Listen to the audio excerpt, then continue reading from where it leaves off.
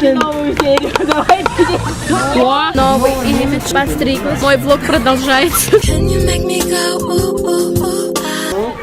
Давайте опять спонтанно что-нибудь придумай.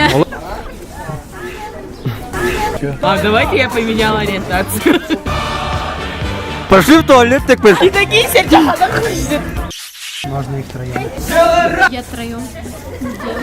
Хотят быть актерами. Если вы купите нам пятку. Если купите нам пятку, мы вас возьмем. Кино опять снимаете? Сволочи. Да. Так-то прикольно, когда увеличиваешь. Давай тогда с ним что-нибудь придумаем, окей. Ну давай с Чё ними. с Ну вами? они мне пятку не купили. Ну тогда что мы снимаем-то про них? Пусть она там что-нибудь придумает. Спасибо. Вот что значит удовлетворил бабу. Когда удовлетворил за 10 рублей. Да, но она все равно киданула. Давай, окей. Ты довольна? Да. О, вон Буян идет. Пятак. Блин, так тебе? Нафиг я тебе давала это вообще? Короче, ну Буян это, наверное, не выложит. Я же говорю, что на это из этих.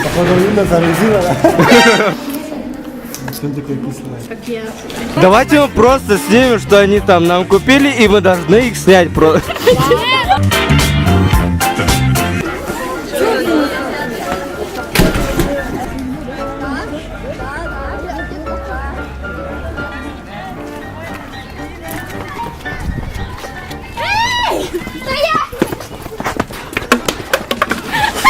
Типа вы идете сюда. Ладно. Да не ты, блин. Ты нам ничего не покупал, поэтому иди домой. Че, кто там?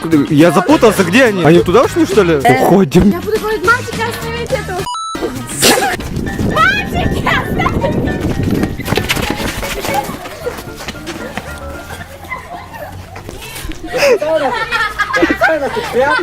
Ладно, это конец. Все, они его побили, все. Давай быстрее, давайте, гоу. Ты сумку нет, давай быстро. Пожалуйста, спасибо. Все, конец. Все, по домам, по домам. Нет, давайте бежим в сторону. Продолжение следует.